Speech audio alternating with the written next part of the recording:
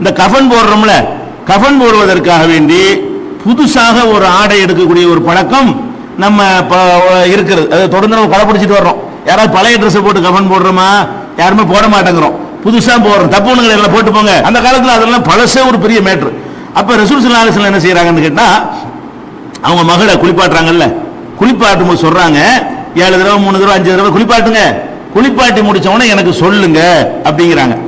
சொன்ன உடனே நபி ஸல்லல்லாஹு அலைஹி வஸல்லம் என்ன பண்றாங்கன்னு கேட்டா, அவங்க இடுப்புல அணிஞ்சிருந்த ஒரு வேஷ்டி வேற துணி இல்ல அவங்கள்ட்ட. மகளுக்கு கஃன் போடுவதற்கு அவங்களுடைய நிலைமை தெரியுமே, தன்னுடைய ட்ரெஸ்ஸை கொண்டு தான் கஃன் போடணும்னு நினைக்கிறாங்க. அவங்கள்ட்ட துணி பேல் அடுக்கி வச்சிருந்து பீரோல, நமக்கு பீரோல வைக்கிறதுக்கு இடம் பத்தல வழங்குதா, ஒரு பீரோ பத்தாம இன்னும் 2 பீரோ வாங்கிட்டாங்கன்னு கேட்கறாங்க. அவ்வளவு சேலருக்கு ஒரு ஆள்கிட்டையும். அந்த மாதிரி எல்லாம் ரசூலுல்லாஹ்வுடைய மகளுடைய வாழ்க்கையும் இருக்கல, ரசூலுல்லாஹ்வுடைய வாழ்க்கையும் இருக்கல. அப்ப என்ன பண்றாங்கன்னு கேட்டா, மேல உள்ளதை பெருசா கட்டிக்கிட்டு கீழே கட்டியிருந்தாங்கல்ல போட்டிருந்தது அந்த வேஷ்டி அவுத்து இதை அவங்களுக்கு மேல இதை கஃனாக்குங்க அப்படின்னு சொல்றாங்க. அப்ப நபி ஸல்லல்லாஹு அலைஹி வஸல்லம் அந்த வேஷ்டி தான் அவங்களுடைய மகளுக்கு என்னவானது, கஃனாக ஆனது. அணிந்திருந்த வேஷ்டி. அது கூட இருக்கிற ஒரு வேஷ்டியை செலவு பண்ணி எடுத்துக்கொண்டாந்து தரல. அதுல எப்படி வருதுன்னு கேட்டா, ஃபனஸா மின் ஹக்விஹி இஸாரஹு, அதை இடுப்பிலிருந்து தன்னுடைய கீழாடையை எடுத்து வகால அஷேர்னஹா இய்யாஹு, அவருடைய உள்ளாடையாக இதை போடுங்கள். உள்ளாடை ஒண்ணு வேணும்ல, உள்ளாடையாக ஒண்ணு இதை போடுங்கள் என்று சொல்லி நபிகள் நாயகம் ஸல்லல்லாஹு அலைஹி வஸல்லம் சொன்னாங்க. இது புகாரியில 1257 1259 ஹதீஸாக இடம்பெற்றிருக்கிறது. அப்ப இந்த பழசா கூட போட தப்பு கிடையாது. அது சொல்றேன், ஒரு நேரத்தில் கிடைக்கல, துணிமணி கிடைக்கல, 100கணக்கில் மண்டை போட்டுறாங்க. அது மாதிரியான ஒரு சூழ்நிலை, ஒரு வெள்ளம் பெருவெள்ளம் சுனாமி எல்லாம் நஷ்டப்பட்டு போச்சு, எதுவுமே இல்லை. அப்படிலாம் இருந்து அப்படி யாரும் நுழைய முடியாம தனி தீவாவெல்லாம் சில நேரங்கள் ஆயிரும். அப்ப நிறைய செத்து போயிட்டே இருப்பாங்க. கஃனுக்கு புதுசுக்கு எங்க போறோம்னு சொல்லிட்டு பாடியை போட்டு இருக்க முடியுமா? இருக்கிற சட்டை வேட்டி என்னென்ன இருக்கு எல்லாத்தையும் கொண்டாந்து வாங்கி அப்படிதான் செய்யணும். அந்த காலத்தை நோக்கி திரும்பிடுறோம்ல நம்மளே. அப்படியான ஒரு காலம் வர்றதுனால இந்த சட்டத்தை தெரிஞ்சு கொள்ள வேண்டும். அபூபக்கர் சித்தீக் ரலியல்லாஹு அன்ஹு அவர்கள் அவங்க மரணத்தை அடைகிற நேரத்தில் அவங்க அணிந்திருக்கிற ஆடையை பார்க்குறாங்க. அதில் ஒரு குங்கும நிறத்தில் கரை படிந்திருக்கிறது, குங்குமப்பூவுடைய கரை. அப்போ அவங்க மரண வேலையில் இருக்கும்போது அபூபக்கர் ரலியல்லாஹு அன்ஹு சொல்கிறார்கள், என்னுடைய இந்த ஆடையை கழுவி விட்டு இதுக்கு மேலே இன்னும் 2 ஆடையை சேர்த்து என்னையே கஃனிடுங்க, அடக்கம் செய்வதற்குரிய ஆடையை அணியுங்கள்னு சொல்றாங்க. அப்ப ஆயிஷா நாய் கேட்கிறாங்க, இன்னஹாதால ஹலிகுன், இது ரொம்ப ரொம்ப அறுத பழசா இருக்குது, இதையா நீங்க கஃனுக்கு போட சொல்றீங்க? கஃன்னா கொஞ்சம் நல்ல துணியா போடணுமா இல்லையா? ரொம்ப பழசா இருக்குது அப்படின்னு சொல்லும் பொழுது அபூபக்கர் ரலியல்லாஹு அன்ஹு சொன்னார்கள், இன்னல் ஹய்ய அஹக்கு பில் ஜதீத், உயிரோட உள்ளவர் தான் புதிய ஆடைக்கு தகுதியானவர். இறந்தவரை விட உசுரோட இருக்கிற ஆளுக்கு தான் புத்தாடைக்கு அதிக தகுதி இருக்கிறது. மினல் மையத்து, இறந்தவரை விட அதுதான் தகுதியானது.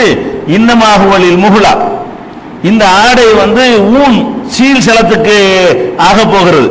உடனே அடக்கம் பண்ண என்ன செய்யும், சீல் சலம் ஊன், அதுக்கு தான் இது இறையாக போவதே தவிர உசுரோட உள்ளவன் அணிஞ்சு அது யூஸா இருக்கும்ல. நான் பழசே போட்டுறேன், என்னுடைய பழைய ஆடைகளை போட்டு என்னை கஃன் பண்ணிருங்க, புது ஆடையை நீங்க பண்ணாதீங்க என்று அவங்க சொன்னாங்க. அன்னைக்கு சாயந்தரமே இறந்துட்டாங்க அப்படிங்கிற செய்தி புகாரியில 1381வது ஹதீஸாக பதிவு செய்யப்பட்டிருக்கிறது. அப்ப இதுல நீங்க விளங்கிக் கொள்ள வேண்டிய என்னன்னு கேட்டா, பழைய இன்னைக்கு புது ஆடைங்கிறது ஒரு பெரிய பட்ஜெட்லாம் கிடையாது. அதுலயும் மையத்துக்குன்னு தனியாக ஒரு ஆடை வச்சிருக்கிறாங்க, ரொம்ப கம்மியா சீப் ரேட்லாம் வச்சிருக்கிறாங்க. பெரிய அளவுல எல்லாம் அதுக்கு செலவு ஆகுறது இல்லை. ஒரு பழைய ஆடையை விடவும் கம்மியான மதிப்புல மையத்துக்குன்னே தனியா வச்சிருப்பாங்க எல்லா கடைகள்லையும். அதனால இப்ப புது ஆடைங்கிறது ஒரு பட்ஜெட்டுக்கு உள்ளது இல்லை. ஆனா அந்த காலத்துல புது ஆடைங்கிறது ரொம்ப கஷ்டமானதா இருந்ததுனால பழசே போட்டு அடைக்கிறங்க, புதுசுங்கிறது ரொம்ப அது உயிரோட உள்ளவங்களுக்கு தேவைப்படும் சொன்னாங்க. அப்படி ஒருத்தரை ஒரு கலவரம், ஒரு அதிகமான இழப்புகள் அல்லது துணி பஞ்சம், ஏதோ ஒரு ஸ்ட்ரைக் மில்லாம் ஸ்ட்ரைக் பண்ணிட்டான், அது துணிமணியெல்லாம் கிடைக்கல, எல்லா கடையும் ஒரு வாரமா பிளாக் பண்ணி அடைச்சு விட்டாங்க, ஊரடங்கு உத்தரவு. அப்ப இருக்கிற சட்டையை தான் போட்டு அடக்கணும்னா அதுக்காக வேண்டி மையத்தை வச்சுட்டு இருக்க இயலாது. ஓகே, அது பிரச்சனை இல்லை. நம்ம அணிந்திருக்கிற அடையவர் போட்ட பழைய சட்டை கிட்ட எல்லாம் போட்டு கூட என்ன செய்யலாம், அடக்கம் செய்து கொள்ளலாம். அதுக்கு உதவும். இன்னைக்கு நம்ம இருக்கிற காலத்துல துணிமணிகள் தாராளமாக இருக்கிற காலத்தில் நம்ம வாழ்றோம். ரசூல் ஸல்லல்லாஹு அலைஹி வஸல்லம் காலத்தை கூட சில நேரங்களில் அடைய வேண்டி வரும். ஒரு கலவரம் ஊரடங்கு மாதிரி வரக்கூடிய நேரத்தில் அப்படி அடைந்தால் அப்ப இதெல்லாம் நம்ம பயன்படுத்திக்கலாம். பழசு பட்டையெல்லாம் ரசூலுல்லாஹ் அணிஞ்சிருக்கிறாங்க, அவங்க அணிஞ்ச ஆடையை போட்டுலாம் பண்ணியிருக்கிறாங்க. அபூபக்கர் என்னுடைய பழைய ஆடையை போட்டு அடக்குங்கன்னு சொல்லி இருக்கிறாங்க. அதனால கஃனுக்கு வந்து புதுசா ஃப்ரெஷ் ஆடை தான் இருக்கணுங்கிறது ஷரத்து ஒன்றும் கிடையாது. கண்டிப்பான கட்டளை எதுவும் அல்லாஹ்வுடைய ரசூல் நமக்கு இடலைங்கிறத கவனத்தில் வச்சுக்கிறணும். அதே மாதிரி இந்த கஃன் போடும் பொழுது ஒரு விஷயம் ரொம்ப கவனமா இருக்கணும், முழு உடலையும் அது மறைக்கணும். அது இல்லாம இருந்தால் நபி ஸல்லல்லாஹு அலைஹி வஸல்லம் அதை வந்து கண்டிச்சிருக்கிறாங்க. அதாவது துணி மட்டமோ வசதியோ பழசோ புதுசோ அதெல்லாம் மேட்ரு, தலையிலிருந்து கால் வரைக்கும் முழுசாக என்ன செய்யணும், அந்த பாடியை வந்து மறைக்கணும், கொஞ்சம் கூட திறந்திருக்க கூடாது. அப்படிங்கிறது தான் கஃனுடைய முக்கியமான அளவு. இது எங்க வருதுன்னு கேட்டா, ஜாபீர் இப்னு அப்துல்லாஹ் ரலியல்லாஹு அன்ஹு சொல்றாங்க, ரசூல் ஸல்லல்லாஹு அலைஹி வஸல்லம் காலத்துல ஒரு மனிதர் அவர் திடீரென்று இறந்து விட்டார். இறந்த உடனே என்ன செஞ்சிட்டாங்கன்னு கேட்டா, சஹாபாக்கள்லாம் அவர் முக்கியத்துவம் இல்லாத ஆள் நினைச்சு இரவோட இரவு அடக்கம் பண்ணிட்டாங்க. அப்படி அடக்கம் பண்ணும் பொழுது குஃபின ஃபீ கஃனின் கைரு தாயிலின், போதிய நீளம் இல்லாத ஒரு ஆடையில் அவர் கவனிடப்பட்டது. ஒரு ஆளுக்கு எவ்வளவு நீளம் வேணுமோ அந்த அளவுக்கு இல்லாம ஏதோ கொஞ்சம் குறைய ஒரு ரெண்டு குறைஞ்சிருக்குமோ நமக்கு தெரியல, போதிய நீளம் இல்லாதங்கிற அந்த வாசகம் வருது. போதிய நீளம் இல்லாத ஒரு ஆடையை போட்டு அவரை கஃனிட்டு இரவில் அடக்கம் செய்து விட்டார்கள். இதை வந்து ரசூல் ஸல்லல்லாஹு அலைஹி வஸல்லம் கேள்விப்பட்ட உடனே ரெண்டையும் கண்டிக்கிறாங்க. ஒன்னு, இரவு நீங்க அடக்கம் செய்யக்கூடாது. ரசூல் ஸல்லல்லாஹு அலைஹி சொல்றாங்க, சஜரன் நபி ஸல்லல்லாஹு அலைஹி வஸல்லம் ஐ யுக்பர ரஜுலு பில் லைலி, இரவில் ஒரு மனிதரை அடக்கம் செய்வதை நபி ஸல்லல்லாஹு அலைஹி வஸல்லம் தடுத்தார்கள்.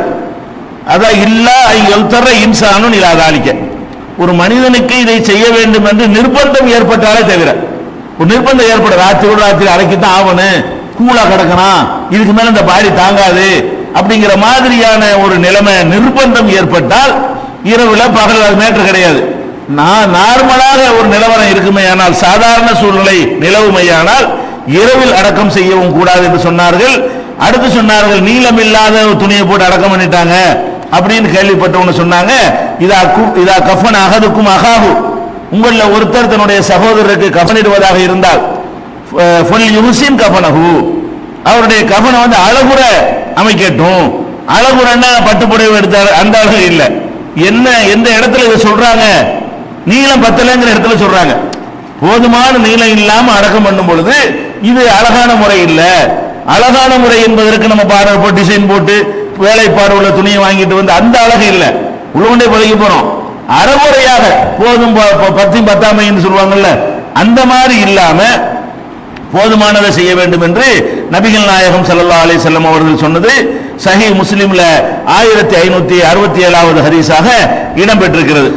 அதனால வந்து கஃன் வந்து ரொம்ப அழகுற இருக்க வேண்டும், அதாவது நீளமா இருக்க வேண்டும், போதுமான அளவுக்கு முழு உடலையும் மறைக்கிற அளவுக்கு இருக்க வேண்டும். அடுத்ததாக கஃனுக்கு இது சொல்ல தேவையில்லை, நடைமுறையில் இருக்கிறது. கஃனுக்கு தேர்ந்தெடுக்கிற துணி வந்து வெள்ளையா இருக்கிறது நல்லது.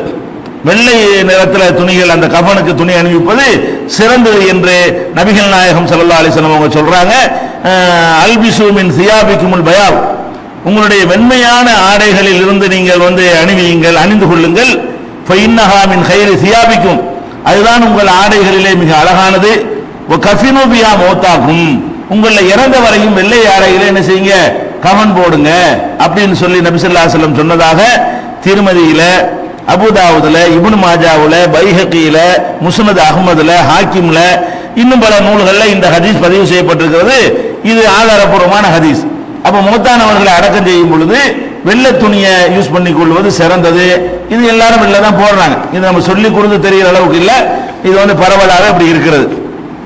அடுத்தது என்னன்னு கேட்டா, ஒருத்தர் அடக்கம் செய்யும் பொழுது நடைமுறையில் நம்ம பார்க்கிறோம், முக்கியமான ஒரு பிரமுகர் அல்ல ஒரு மார்க் அறிஞர் அப்படின்னு இருப்பாரையானால் அவர் அடக்கம் செய்யும்போது என்ன செய்வாங்கன்னு கேட்டால் அவருக்கு தலைப்பாவெல்லாம் கட்டி, சில ஊர்களாக தான் நடக்கிறது. அவர் ஆலிம்சா ஒரு பெரிய பட்டம் வாங்கினவர், அதனால அவர் சும்மா கொண்டு அடக்கம் செய்யக்கூடாது. எப்படி பண்ணணுமா, அவருக்கு தலைப்பா ஜிப்பாவெல்லாம் போட்டு அதுக்கு மேல துணியை போட்டு அவங்க ஸ்பெஷல் கேட்டகரியில் வந்துருவாங்க. அந்த மாதிரி என்ன செய்யறாங்க மார்க் அறிஞர்கள், முக்கியமான லீடர் தலைவராக இருக்கிறாருன்னு வைங்களேன், அவருக்கு தனியான ஒரு முறையில் அப்படிலாம் செய்யறதுன்னு பார்க்கணும். ஆனால் நபிகள் நாயகம் ஸல்லல்லாஹு அலைஹி வஸல்லம் அவர்கள் அடக்கம் செய்யப்பட்டதை பற்றி ஆயிஷா நாயகி அவங்க சொல்றாங்க, நபிகள் நாயகம் ஸல்லல்லாஹு அலைஹி வஸல்லம் அவர்கள் 3 வெண்மை ஆடையில கஃனிடப்பட்டார்கள். 3 ஆடை, கீழே ஒண்ணு மேல ஒண்ணு, மொத்தத்துக்கு போத்துருக்கு ஒண்ணு போட்டிருப்பாங்க. சட்டைங்கிற அடிப்படையில் ஒண்ணு, வேஷ்டிங்கிற அடிப்படையில் ஒண்ணு, ரெண்டையும் சேர்த்து மொத்தத்தையும் காலு மூஞ்செல்லாம் கவர் பண்ற மாதிரி ஒரு பெருசா இருக்கு. ஆனா 3ங்கிறது மேல ஆடை கீழே ஆடை மொத்தத்தையும் கவர் பண்ணக்கூடிய ஆடை. அப்ப மேல ஒரு துணியை மொத்தமா சுத்தி விட்டு இடுப்பு வரைக்கும், இடுப்பு கீழே வயட்டிங்கிற முறையில அதை ஒண்ணு சுத்திட்டு அதுக்கு மேல மொத்தமா மூடுறது ஒண்ணு. இப்படிதான் ரசூல் ஸல்லல்லாஹு அலைஹி வஸல்லம் அவர்கள் வெண்மையான மின் குர்சுவின், அதாவது காட்டன் துணி, காட்டன் பஞ்சினால் செய்யப்பட்ட அந்த துணியில் இருந்து 3 வெள்ளை துணிகளில நபிகள் நாயகம் ஸல்லல்லாஹு அலைஹி வஸல்லம் அவர்களுக்கு கஃனிடப்பட்டது. லைஸ ஃபீஹுன்ன கமீசுன் வல அமாமத்தும், அதுல தலப்பாவும் இருக்கவில்லை, தைக்கப்பட்ட சட்டையும் இருக்கவில்லை. ரசூல் ஸல்லல்லாஹு அலைஹி வஸல்லம் அவர்கள் அடக்கம் செய்யும் பொழுது அல்லாஹ்வுடைய ரசூலா இருக்கிறாங்களே, மற்றவங்களை டிஃபரெண்டா நம்ம அடக்குவோமே அப்படிங்கிறதுக்காக வேண்டி தலப்பா அடிச்சு கிரீடம் அணிவிச்சு சட்டையை போட்டு இவங்க வித்தியாசமான ஆளுன்னு காட்டுறதுக்காக வேண்டி அப்படி செய்யறதா இருந்தா யாருக்கு செஞ்சிருக்கணும்? அல்லாஹ்வுடைய ரசூலுக்கு செஞ்சிருப்பாங்க. ரசூல் ஸல்லல்லாஹு அலைஹி வஸல்லம் ஒன்று வசியத்து பண்ணிட்டு போயிருப்பாங்க. அல்லது அது முக்கியமான ஆட்களுக்கு ரசூல் ஸல்லல்லாஹு அலைஹி வஸல்லம் செய்ய வேண்டும் என்று ஒரு வழிகாட்டி இருந்தால் சஹாபாக்கள் ரசூலுல்லாஹ்வுக்கு அமல்படுத்தி காட்டியிருப்பாங்க. எல்லாம் இப்படித்தான், கீழே 2 துணியை உள் துணி 2 போட வேண்டியது, மேல ஒரு துணி போட வேண்டியது, இவ்வளவுதான். 3 ஆடை தான் போதுமான ஆடை. அந்த அளவுக்கு நம்ம கஃனிடமே தவிர தலப்பா ஜுப்பா அதெல்லாம் பேண்ட் ஜட்டி எல்லாம் ஒரு ஜட்டி போடுங்க அப்புறம் பனியன் ஒன்று போடுங்க எல்லாம் அப்படிலாம் கிடையாது. அது மாதிரி இல்லை என்பதை புகாரியில 1264வது ஹதீஸில் நம்ம பார்க்கிறோம். சில நேரங்களில், ஆனா இப்போலாம் அது ஏற்படாது, ரசூல் ஸல்லல்லாஹு அலைஹி வஸல்லம் காலத்தில் ஏற்பட்டு இருக்கிறது. சில நேரங்களில் துணியே கிடைக்க பழசோ புதுசோ போதுமான அளவுக்கு இருக்காது. அந்த மாதிரியான ஒரு நிலைமையில போர்க்களங்களில் கொல்லப்பட்ட நேரத்தில் பல சஹாபாக்களுடைய நிலைமை இருந்திருக்கிறது. உதாரணத்துக்கு சொல்வதாக இருந்தால் முஸாப் பின் உமைர் என்ற ஒரு சஹாபி, அவர் ரொம்ப பெரிய வசதி உள்ளவராக இருந்து மார்க்கத்திற்காக ஹிஜ்ரத் செய்து அந்த மாதிரியான ஒரு நிலையில எல்லா சுகங்களையும் தியாகம் செய்து விட்டு இந்த மார்க்கத்தை தழுவுகிறார். தழுவுனதிலிருந்து அவருக்கு கஷ்டம்னா அப்படி கஷ்டம். அந்த சொகுசு வாழ்க்கையெல்லாம் மறந்து விட்டு இஸ்லாத்தை ஏற்றுக்கொண்ட தியாகிகள் யார் ஒரு ஆளு? முஸாப் பின் உமைர் ஒரு ஆளு. அவரை பத்தி அப்துர் ரஹ்மான் இப்னு அவுஃப் அவங்க சொல்றாங்க. எப்படி சொல்றாங்க? நினைவு கூறுறாங்க ஒரு சந்தர்ப்பத்தில். அதாவது அப்துர் ரஹ்மான் இப்னு அவுஃப் அவங்கள்ட்ட சாப்பாடை கொண்டாந்து வைக்கிறாங்க. அப்ப அவங்க நோம்பாளியாக இருக்கிறாங்க. அப்துர் ரஹ்மான் நஃபிலான நோம்பு, நஃபிலான சுன்னத்தான நோன்பு வைத்திருக்கிறாங்க அப்துர் ரஹ்மான் இப்னு அவுஃப். அப்ப அவங்க சொல்றாங்க, நீங்க நோம்பு நேரத்தில் கொண்டாந்து சாப்பாடை வைக்கிறீங்க, முஸாப் இப்னு உமைர் இருக்காரு, அவர் என்னை விட எத்தனையோ மடங்கு சிறந்தவர். அவர் ஒரு போர்வையில கவனிடப்பட்டார். அவருடைய தலையை மூடினால் கால் வெளியே தெரியுது, காலை மூடினா தலை வெளியே தெரியுது. இந்த மாதிரி அவருடைய நிலைமை இருந்துச்சு. இங்க என்ன இப்ப வகை வகையா கொண்டாந்து சாப்பாடை வைக்கிறேங்கிறார். இந்த சாப்பாட்டு சுவையான சாப்பாடை கொண்டாந்து வச்ச உடனே அவருக்கு அந்த பழைய நிலையெல்லாம் ஞாபகம் வருகிறது. என்ன நிலைமை? முஸாப் இப்னு உமைர் எப்படிப்பட்ட ஒரு பணக்கார ஒரு ஆளு, எப்படி எல்லாம் டேஸ்டா சாப்பிட்ட ஒரு ஆளு, அவர் இந்த மார்க்கத்தை ஏத்துக்கிறதுக்காக வேண்டி தியாகம் பண்ணி வர்றாரு. இருக்கிற போர்வைக்கு மேல மறு ஆடை கிடையாது, இந்த ஒரு போர்வை தான் மொத்தத்தையும் சுத்திக்கிட்டு இருக்கிறார். அந்த போர்வையோட அவர் போர்க்களத்துல கொல்லப்படுகிறார். அந்த துணியவே கஃனுக்கு இழுத்து போடுறாங்க. போட்டா தலையில இருந்து போட்டு விட்டோம்னா கால் வெளியே தெரியுது, காலில இருந்து எடுத்து பார்த்தோம்னா தலை வெளியே தெரியுது. அப்ப முழுசாக ஒரு மனிதனை மறைக்கிற அளவுக்கு அவருடைய போர்வை இருக்கல. அப்ப அதை நினைவு கூறுகிறார். அதே மாதிரி குத்தில ஹம்சா ஒவ்வொரு கைரம் மின்னி, ஹம்சா கொல்லப்பட்டாரு, அவர் என்னை விட சிறந்தாலே, அவருக்கு நீ இப்படிதான் இருந்தது. இப்ப என்னடான்னு கேட்டா துன்யா நமக்கு அள்ளி தந்திருக்கிறாங்களா, இவ்வளவு வகை வகையா கொண்டாந்து வைக்கிறீங்க சாப்பிடுறதுக்கு அப்படின்னு இந்த உயர்ந்தரமான சாப்பாட்டை பார்த்துட்டு அவர் அந்த காலத்துல இருந்த வறுமையையும் அந்த காலத்துல சஹாபாக்கள் பட்ட கஷ்டத்தையும் தனக்கு முந்தி சென்றவர்கள் எப்படியெல்லாம் தியாகம் செய்து விட்டு சென்றார்கள் என்பதையும் அவங்க நினைவு கூர்ந்து சும்ம ஜால எபுக்கி அழ ஆரம்பிக்கிறார். ஹத்தா தரக்கத்தாம் எடுத்து பாப்பா சாப்பாடுன்னு சொல்லிட்டு அழ ஆரம்பித்து விட்டார். நபிலான நோன்பு வச்சிருக்கும் பொழுது சாப்பாடு கொண்டாந்து கொடுத்தாங்கன்னா நோன்பு விட்டுடலாம், விருந்து வச்சுக்கிறீங்க சாப்பிடுங்க, நீ சாப்பிட்டா எனக்கு மனசு நிறைவடையும்னா நபிலான நோன்பு முடிக்கலாம்.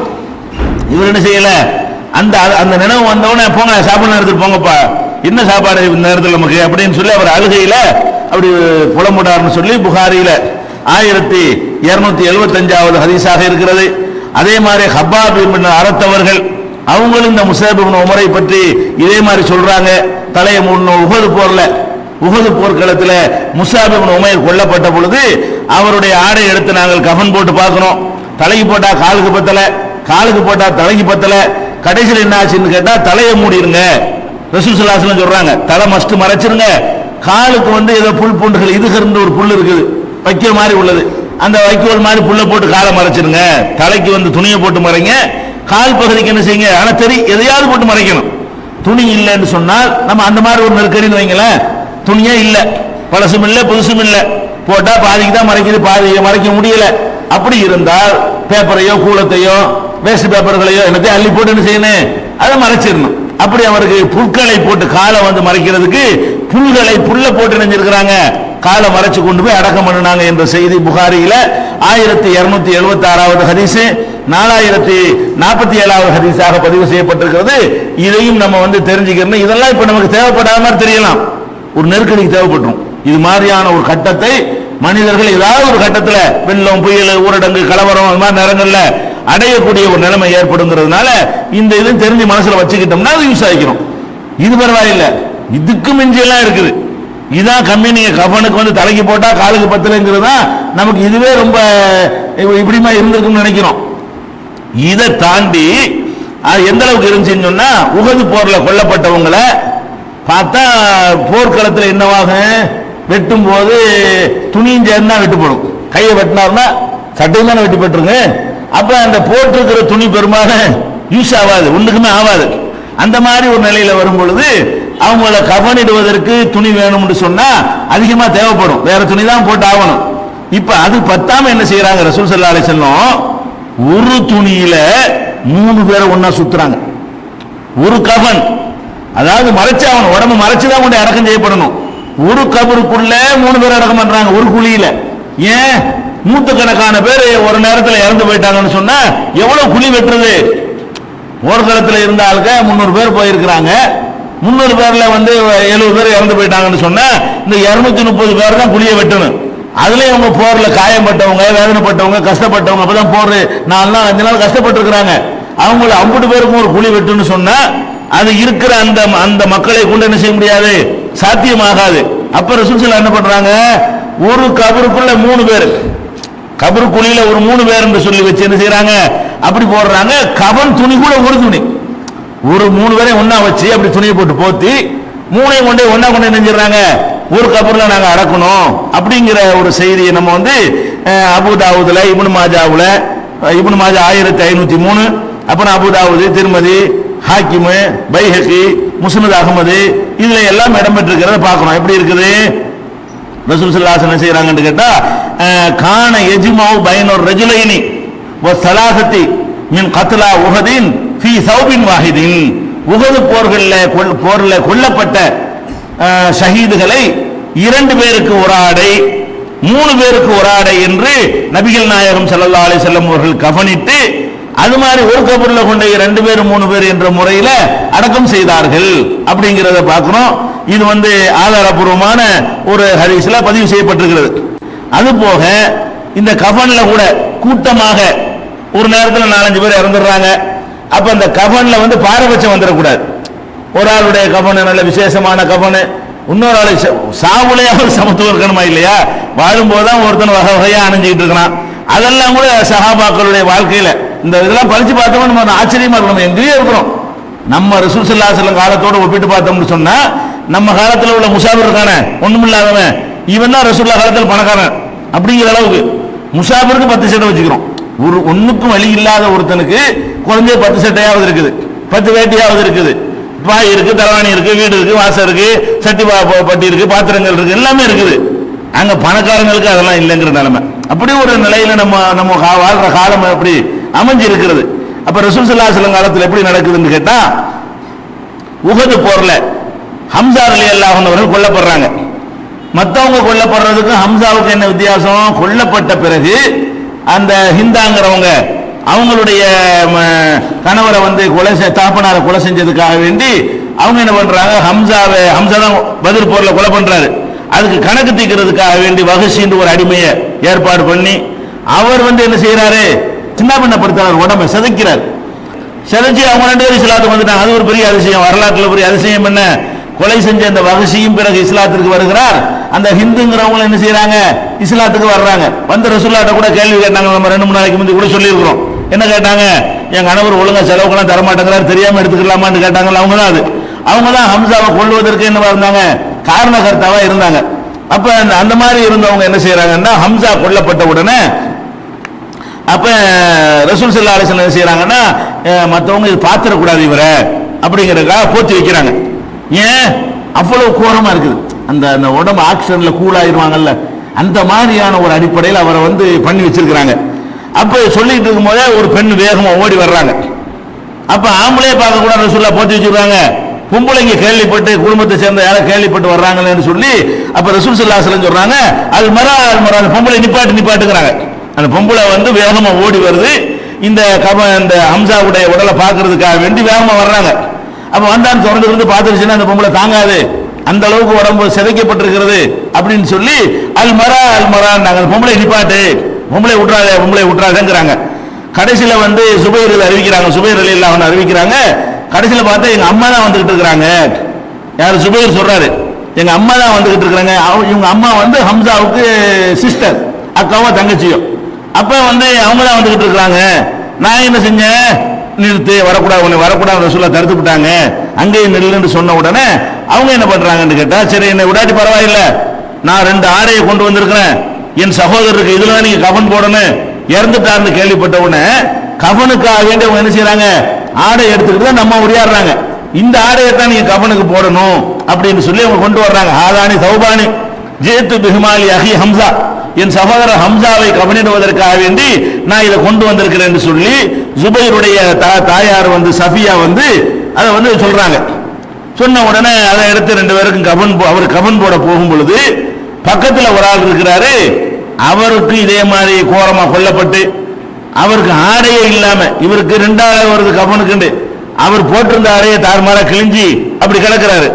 இதை பார்த்தோம்னா எங்களுக்கு வெக்கமா போச்சு, இது எப்படி இந்த மனுஷன் இப்படி கிடக்கும் போது நம்ம மாமாவுக்கு எப்படி 2 ட்ரெஸ்ல நம்ம கஃன் போடுவது, இது நியாயம் இல்லையே. அந்த அம்மா 2 ட்ரெஸ் கொண்டு வந்தா கூட நம்மளுடைய இன்னொரு பக்கத்துல ஒருத்தர் இப்படி கொல்லப்பட்டிருக்கிறாரு, இதே மாதிரி இருக்கிறாருன்னு சொல்லி எங்க மனசு கேட்கல, எங்களுக்கே வெக்கமா இருந்துச்சு. அதனால நாங்க என்ன செஞ்சிட்டோம், ஆளுக்கு ஒரு ஆளைய வச்சுக்கிறோம்னு சொல்லி அது கூட சீட்டு குலுக்கி போட்டு, இவர் பேருக்கு ஒரு சீட்டு, அவர் பேருக்கு ஒன்னு பெருசு ஒன்று சின்னதுமா இருக்குது, அப்ப வேண்டிய ஆளுக்கு பெருசை கொடுத்துனாங்க வரக்கூடாதுங்கிறதுக்காக வேண்டி சீட்டு குலுக்கி போட்டு யார் யாருக்கு என்னென்ன ட்ரெஸ் வருதோ அதை வந்து நம்ம கஃன் போடணும் முடிவெடுத்து அந்த 2 ட்ரெஸ்ல அவரவருக்கு வரிய பங்கை நாங்கள் கஃன் போட்டு அடைக்கணும் என்றெல்லாம் வருது. அப்ப இதெல்லாம் வந்து இது பைஹக்கி அஹ்மது ஆகிய நூல்களில் பதிவு செய்யப்பட்டிருக்கிறது. நபிகள் நாயகம் ஸல்லல்லாஹு, இது எதுக்கு நம்ம சொல்றோம்னு கேட்டா, அந்த கஃன் போடுவதற்கு கூட துணி இல்லாமல் அந்த காலத்துல இருந்திருக்கிறாங்க. நம்ம வந்து அஞ்சு இருக்கணும், அது பல டிசைனை வெட்டுவார் மோதினார், என்ன செய்வாரு, அதெல்லாம் ஒண்ணுமே கிடையாது, சும்மா அவ்வளவு அது கொஞ்சம் கஷ்டமா ஆக்குனதுனாலதான் இந்த மௌத்தான ஆட்களை டச் பண்றதுக்கு நம்ம பயப்படுறோம். சிம்பிள் மேட்டர் தான், மௌத்துக்குன்னா சட்ட மாதிரி ஒண்ணு வெட்டணும், அவரால் வெட்டுவாரு, அதுக்கு உள்ளாருன்னு ஒண்ணு வெட்டுறது, இப்படிலாம் பல கூத்துக்கள்லாம் நடக்குது. இதெல்லாம் நீங்களா உண்டாக்கி கொண்டது. நபிகள் நாயகம் ஸல்லல்லாஹு அலைஹி வஸல்லம் காலத்துல இந்த கஃனுக்குன்னு ஒரு பெரிய அது இன்னொரு சிஸ்டம்லாம் வச்சிருப்பாங்க. அந்த ரூல் எல்லாம் பாத்தீங்கன்னு சொன்னா கிட்ட ஒருத்தர் நெருங்க மாட்டான், அதெல்லாம் ஒண்ணும் கிடையாது. 3 துணி கஃன் என்பது எவ்வளவுதான், 3 துணி தான், வெள்ளையா உள்ள ஒரு துணி, வெள்ளை சிறந்தது, வெள்ளை கிடைக்கல வேற ஏதோ ஒரு துணி, அந்த துணி என்ன செய்யணும், இடுப்பு வரைக்கும் ஒரு சுத்திக்கிறங்க, கைலி மாதிரி ஒரு சுத்துங்க, காலில் இருந்து தலை வரைக்கும் முடிச்சு இழுத்து போடுங்க. இதை செய்யறதுக்கு என்ன பெரிய 7 வருஷம் படிக்கணும், மோதினாரா தான் இருக்கணுமா, இவ்வளவுதான். இவங்க உண்டாக்குன அந்த ரூலுனால என்ன செய்யறாங்க, நிறைய பேர் இந்த மூத்தாக்களை தொடுவதற்கு அந்த சவாபு நமக்கு கிடைக்க மாட்டேங்குது, அது யாருமே போறதில்ல. பெத்த வாப்பா கூட என்ன செய்ய மாட்டாங்களா, ஒருத்தன் கஃன் தெரியாத கஃன் கூட தெரியுதுன்னு இது போய் சுத்த உனக்கு தெரியாதா, ஒரு அப்பனுக்கு மகன் செய்ய முடியாதா, மகனுக்கு அப்பன் செய்ய முடியாதா, சின்ன வேலை. அப்ப இதெல்லாம் எதுக்கு நம்ம சொல்றோம்னு கேட்டா, கஃன் எப்படி எல்லாம் இருந்திருக்குன்னு பாருங்க. இவங்க சொல்ற மாதிரி ஒரு ஹதீஸ் கிடைக்குதா, இந்த 7 வகையா இந்த கஃனுக்கு பலவிதமான ஷரத்தெல்லாம் போடுறாங்களே, அப்படி காலமா அது அப்படியே இருந்துச்சு அந்த காலத்துல, அப்படியே துணிகள் பஜார்களும் ஜவுளி கடைகளும் பேல்பாலா மையத்து துணிலாம் வச்சுக்கிட்டா இருந்தா, இருக்கிறத வச்சுக்கிட்டு பல சட்டையோ வேட்டியோ இருக்கு என்னத்தை வச்சு போட்டு மூடிய புல்ல போட்டாலும் மறைச்சு கொண்டு அடக்கம் பண்ணி அவ்வளவுதான் ஆயிடுச்சு. மறைக்கணும், அதிகபட்சமா கஃனுடைய ஷரத்து என்ன, மறைக்கிறது தான். இதை வந்து விளங்கிக்கிட்டோம்னு சொன்னா குழப்பமே கிடையாது.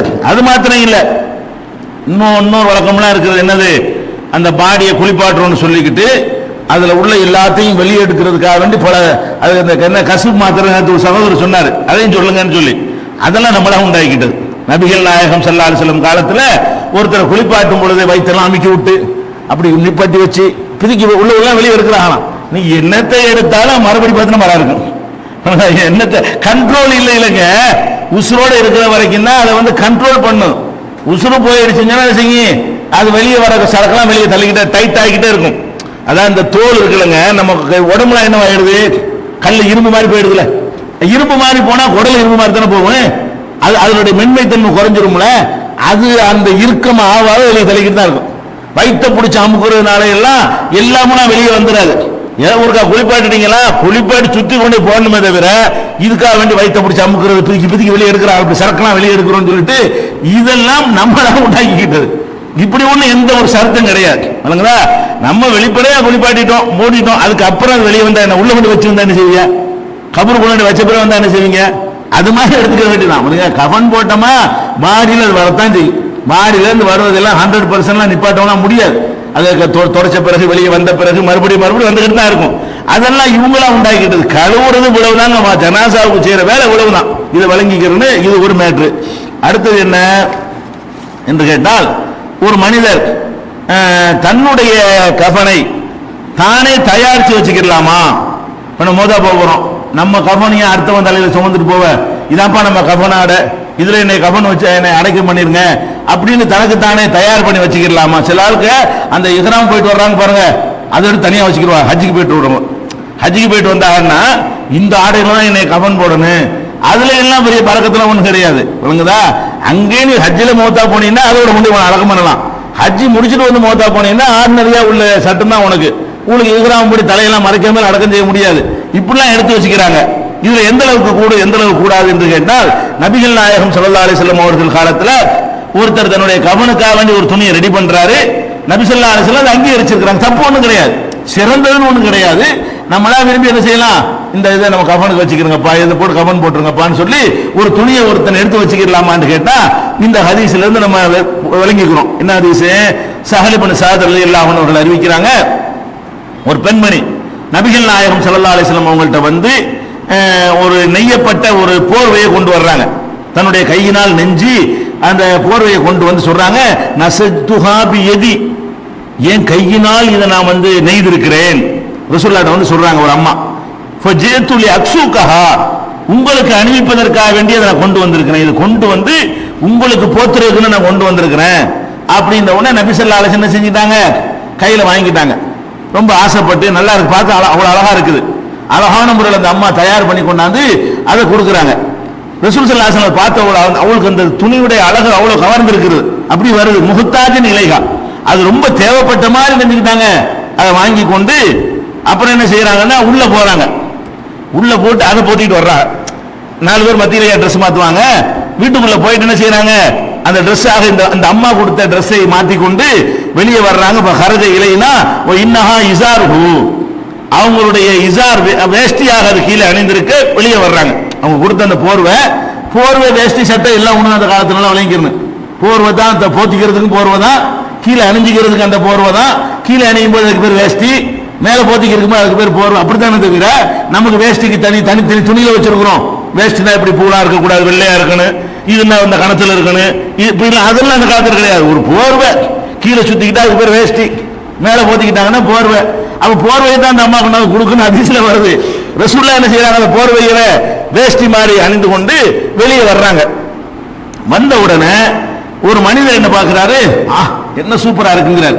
ஃபஹஸனஹா ஃபுலான், ஒரு ஆள் அந்த ரசூலுல்லாஹ் அணிந்திருக்கிறத பார்த்துட்டு என்ன அற்புதமா இருக்கிறது அப்படின்னு சொல்லிட்டு சொல்றாரு. அப்ப ரசூல் ஸல்லல்லாஹு அலைஹி வஸல்லம் செய்யறாங்க, என்னப்பா நீ போட்டுக்கிட்டு இப்படி சொல்ற, நல்லா இருக்குன்னா ரசூலுல்லாஹ் தந்துருவாங்களே, நீ போய் இப்படி கேட்கலாமா அப்படின்னு சொல்லி மக்கள் என்ன செய்யறாங்க, அவரை பிடிச்சி விரட்டுறாங்க. அப்ப என்ன செய்யறாங்கன்னா, அவரு ரசூல் ஸல்லல்லாஹு அலைஹி வஸல்லம் அவரு ரொம்ப விரும்புறாரு தெரிஞ்ச உடனே மறுபடியும் உள்ள போய் இந்த பண்ணின வச்சுக்க, பழைய ட்ரெஸ் போட்டுட்டு வந்து என்ன செய்யறாங்க, நல்லா இருக்கா இந்த வச்சுக்க அப்படின்னு அவர்கிட்ட கொடுத்துடுறாங்க. ஆளுக்கு பிடிச்சி எவ்வளவு ஆசையா அந்த பொம்பளோட கொடுக்குது. ரசூல் ஸல்லல்லாஹு அலைஹி வஸல்லம் விருப்பமா அதை போய் அணிகிறாங்க.